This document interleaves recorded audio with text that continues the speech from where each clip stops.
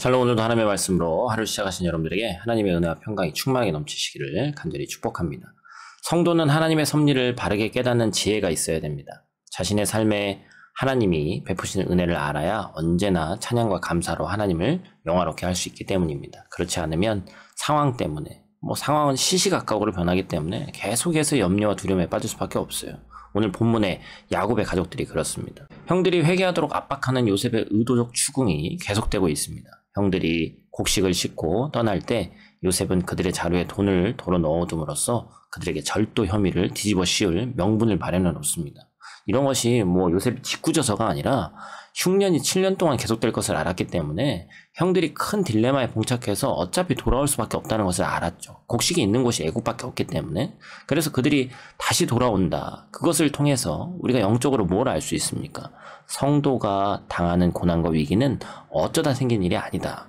그런 일들이 하나님께 돌아가게 하는 촉매제로 하나님의 뜻을 이루는 역할을 한다는 것을 우리가 볼 수 있어야 합니다. 형들은 숙소에서 자루에 돈이 그대로 있는 것을 보고 크게 두려워하죠. 하나님이 어떻게 이런 일을 행하셨는지 탄식하며 원망합니다. 지금 왜 그래요? 요셉에게 했던 자기들의 일에 의해서 벌을 받고 있다고 생각하기 때문에 그렇습니다.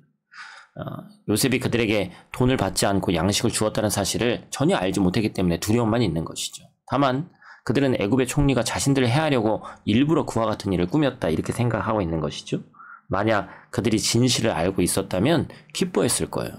우리도 이와 같이 하나님의 섭리와 은혜의 손길을 알지 못하면 모든 일에 원망과 두려움을 느낄 수밖에 없다는 것입니다. 이제 고향으로 돌아온 야곱의 이 자식들은, 아들들은 요셉과 시므온에 이어 베냐민을 이제는 또 데려오라는 얘기를 듣고 소위 아버지 이 야곱은 멘붕에 빠집니다. 큰 두려움에 사로잡히죠. 여러분, 이 반응은 어때요? 하나님을 온전히 신뢰하지 못하는 우리의 모습을 보여주죠. 그는 하나님이 막내 베냐민을 보호하시려는 사실을 전혀 믿지 못합니다. 그를 애굽에 보내지 않으려고 인간적인 노력을 하죠. 어떤 환난과 시련에도 온전히 하나님을 믿고 의지한다면 우리는 염려하지 않고 마음의 평강을 얻게 될 것이다 라는 것입니다. 맏아들 루우벤이 두 아들의 목숨을 걸고 베냐민을 데려가고자 아버지를 설득하지만 별 소득이 없습니다. 오히려 야곱은 베냐민이 재난을 당하면 나도 죽게 될 거라고 얘기합니다. 야곱은 다른 아들 시므온을 구해야 한다 할지라도 베냐민을 애굽에 데려갈 수 없다고 주장하죠. 야곱은 과거의 슬픔과 고통에 짓눌려서 믿음으로 하나님의 크신 섭리와 계획을 전혀 생각하지 못합니다.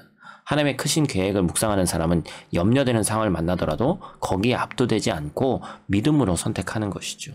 하나님은 우리의 인생 여정을 선하게 인도하시고 모든 고난과 위기에서도 섭리와 보호의 손길을 보내고 계신 줄로 믿습니다. 우리는 이런 하나님을 믿고 의지하면서 어떤 상황에서도 당황하거나 두려워해서는 안 됩니다. 하나님을 원망하지 말고 감사함으로 하나님께 찬양과 영광을 돌리는 복된 성도로 살아가시기를 간절히 축복합니다. 우리 아이들을 위한 묵상의 내용은 우리의 인생이 하나님의 계획 안에 있음을 함께 고백해야 됩니다.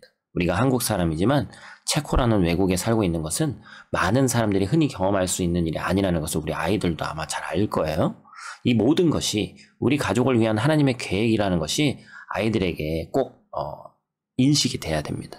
우연의 일치로 이곳에서 언어 배우고 공부하는 것이 아니다.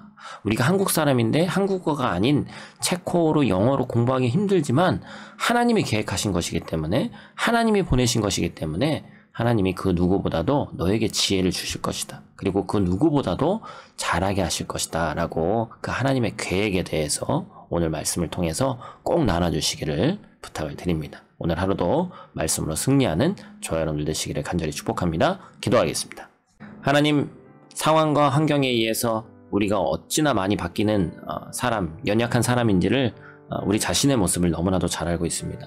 하나님, 마음과 뜻과 정성을 다해서 하나님을 예배하고 하나님께 나아간다고 말은 하지만 내 온전한 나의 절대자가 우리 하나님을 하나님 되지 못하게 하는 나의 행동들로 인해서 온전하지 못한 모습을 보일 때가 많이 있음을 이 시간 고백합니다. 하나님, 이 시간 우리의 연약함을 솔직하게 고백하오니 하나님의 크신 계획과 하나님의 놀라운 것들을 우리가 함께 보고 기대할 수 있는 믿음을 우리에게 허락하여 주시옵소서. 그래서 모든 고난과 위기에서도 하나님의 섭리와 보호하심이 더 크다는 사실을 잊지 않고 살아갈 수 있는 그래서 우리가 항상 찬양과 영광을 하나님께 돌릴 수 있는 귀하고 복된 오늘 하루의 삶이 될 수 있도록 하나님 도와 주시옵소서. 오늘 하루도 눈동자와 같이 지키실 줄 믿사오며 예수님 귀하신 이름으로 기도드립니다. 아멘.